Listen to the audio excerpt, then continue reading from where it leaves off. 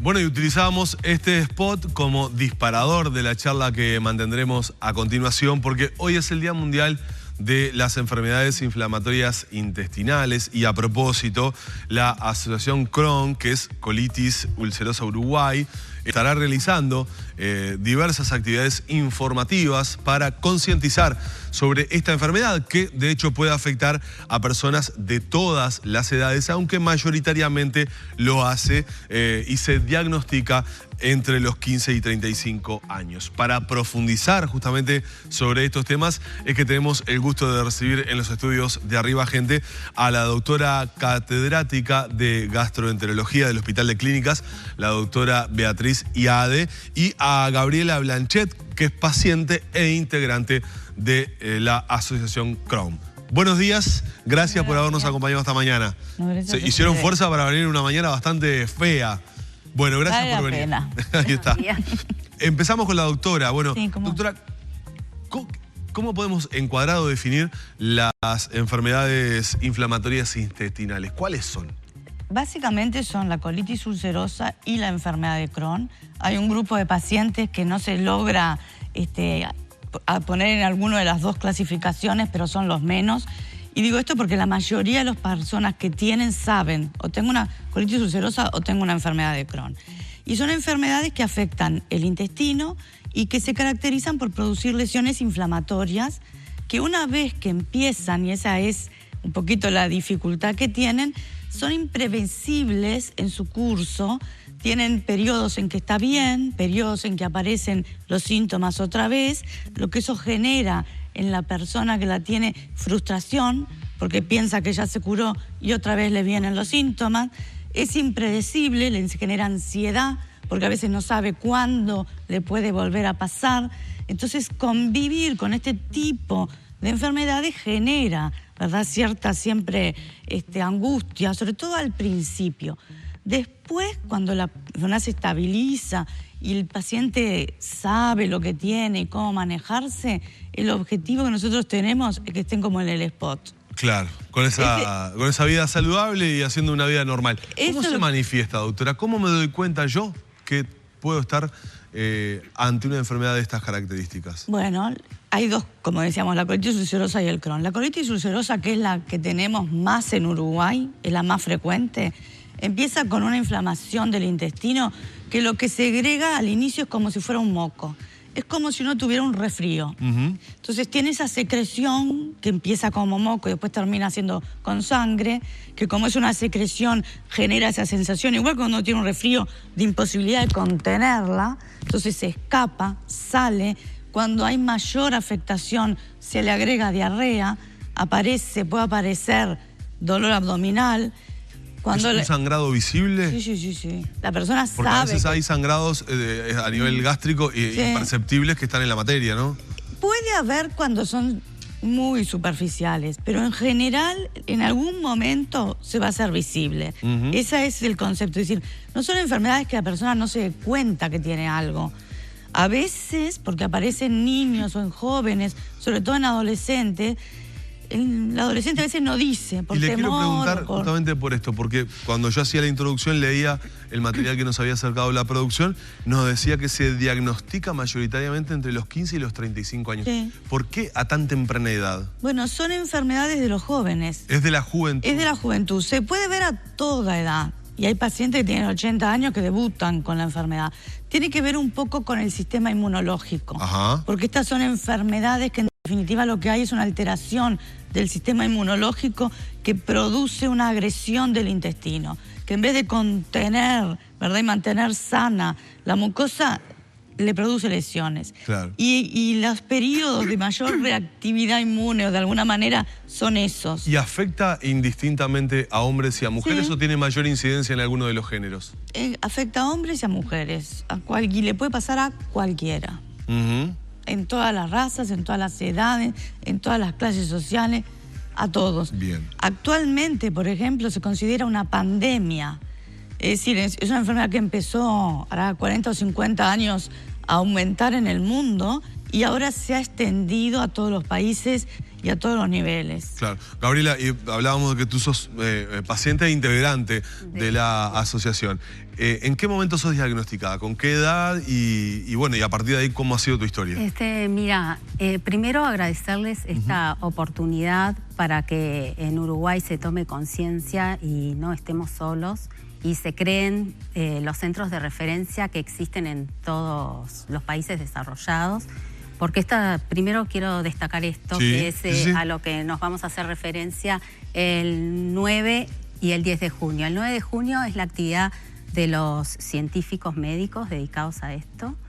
Y el 10 de junio ACU festeja los 20 años y los esperamos a todos en el Radisson Victoria Plaza Hotel a las 14 horas. Allí va a haber médicos a nivel internacional para conocer estas enfermedades y lo que hay que hacer es acercarse a un Red Pagos y abonando 200 pesos en tucolecta.com para pacientes, amigos, familiares, conocidos y quienes nos quieran apoyar.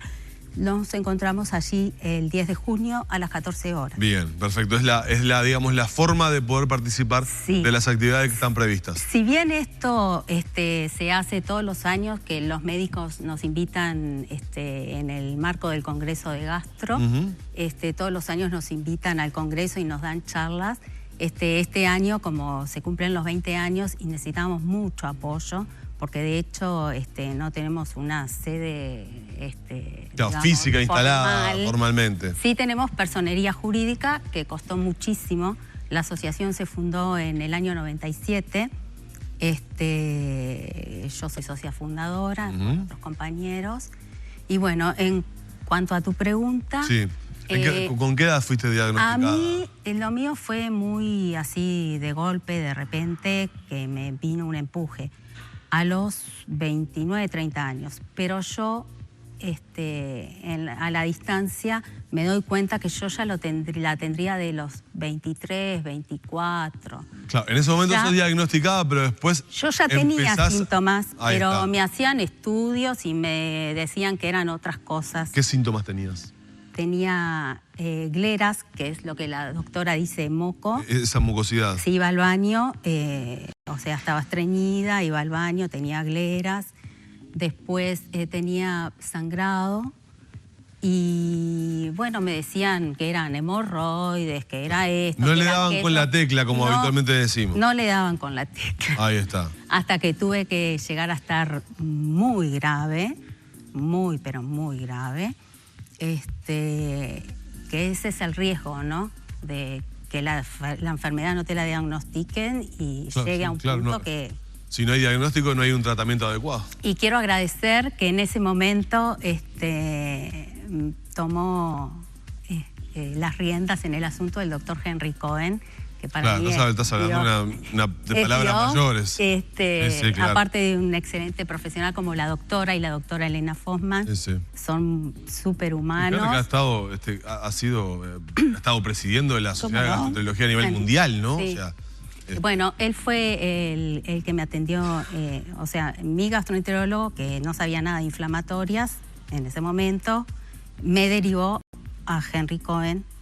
Y bueno, y después con Henry vimos la posibilidad de cambiarme de mutualista porque ya no había nadie en la cima España de antes y me presentó a la doctora Yade, que es mi doctora de cabecera. Que a propósito hay que decir que en el Hospital de Clínica, doctora, hay una instalación y un equipamiento de avanzada. Sí, pero el Hospital de Clínica lamentablemente no integra el Sistema Nacional de Salud. Está bien, está bien la puntualización. Yo he estado allí y he estado viendo las instalaciones, porque a veces uno tiene esa visión del Hospital de Clínica cuando va por Italia, mira el Hospital de Clínica y dice, che, pero el hospital, qué cosa que está deteriorada. Pero hay lugares de clínicas que son de última generación. Uno es este lugar. Sí.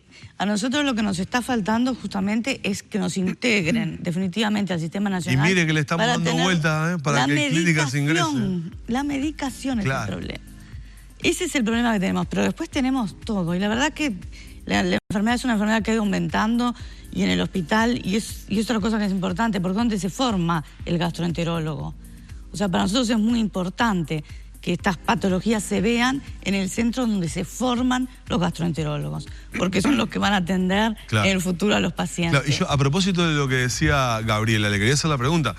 ¿Cómo están los profesionales uruguayos? Yo sé que a veces hablar de los colegas es un poco difícil, pero Gabriela decía y daba una puntita por allí que estuvo durante buen tiempo tratando de llegar al diagnóstico pertinente. ¿Cómo están los profesionales uruguayos para este tipo de patología? Y depende de dónde están, porque esta es una patología muy compleja, está categorizada así, es una patología compleja y son pocos los pacientes. De manera que no todo el mundo ve estas patologías con frecuencia.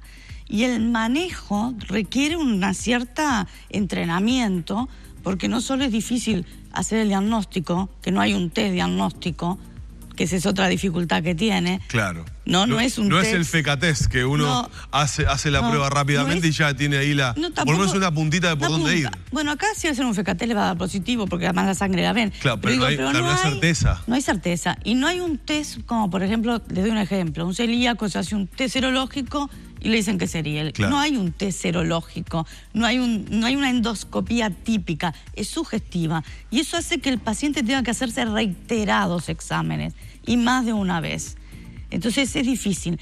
Y para las personas que no tienen un entrenamiento, además el manejo de los medicamentos, que pueden llegar a ser complicados, porque estamos hablando de inmunosupresores, estamos hablando de fármacos que se dan a través del Fondo Nacional de Recursos. Quiero ir a eso, doctora. ¿Cómo son los tratamientos para los pacientes? Supongo que será dependiendo del grado de patología y del tipo de paciente que tengamos frente a nosotros, pero digo, ¿cómo son los tratamientos? Una cosa importante es que cada paciente tiene su enfermedad y su tratamiento. No hay un paciente igual al otro. No hay uno igual al otro. Y hay que ajustar los tratamientos a cada paciente. Y hay que monitorizar. Y ese es el otro punto importante. Porque no basta con dar un tratamiento. Hay que saber que ese tratamiento está siendo efectivo.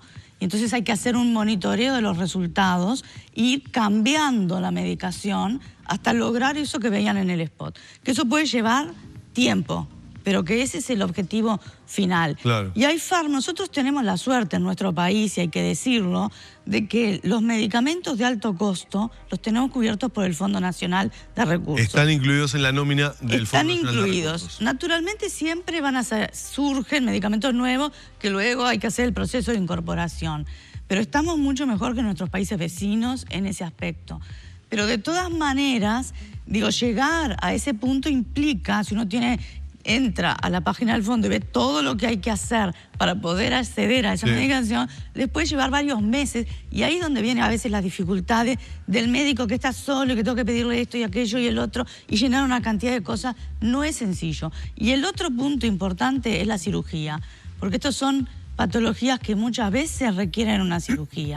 Y ahí es donde es más álgido el punto, porque están consideradas por la propia Sociedad de Cirugía del Uruguay la coloprotectomía, que es la cirugía que es de elección para una colitis ulcerosa que no responde al tratamiento, se complica, es de alta complejidad. Y eso sí hay que hacerlo, sí o sí, en centros que está establecido a nivel internacional, por lo menos 10 cirugías por año.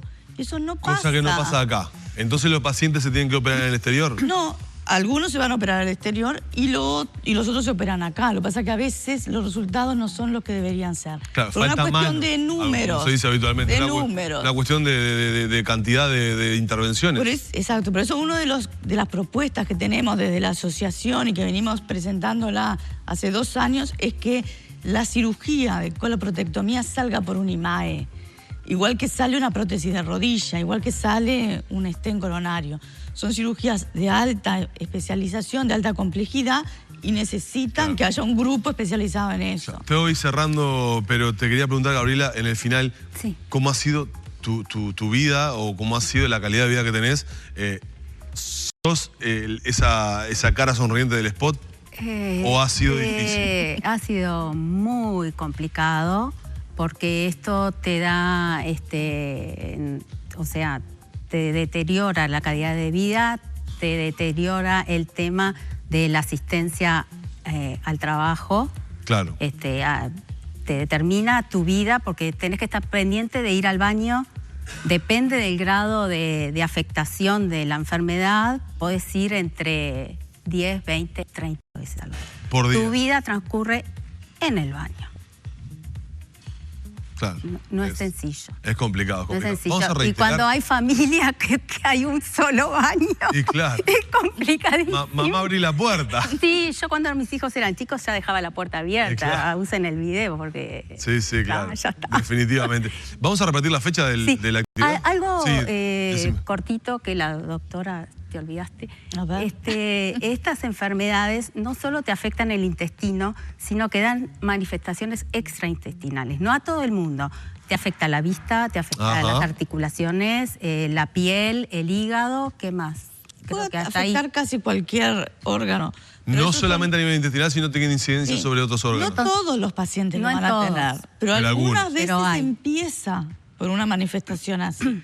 Y ahí es donde hay que tener la alerta y decir, Claro. bueno, capaz que esto es una enfermedad inflamatoria. Por eso insisto en los centros de referencia, porque precisas no solo a la gastroenteróloga de tu confianza, eso es importante, Sí, claro, tener empatía claro, con sí, tu sí. médico.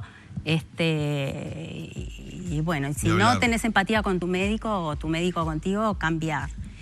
Tenés que tener nutricionista, hematólogo. Equipos multidisciplinarios. ¿Qué me olvido? No, Me olvido el de cirujano. Bueno, el cirujano es fundamental. Sí, claro. Claro. Porque, bueno. 9 y 10 de junio. 9 9 de de junio en el junio Radisson para- para médicos, porque esto es importante, para médicos, gastroenterólogos, cirujanos, internistas, Enfermeros.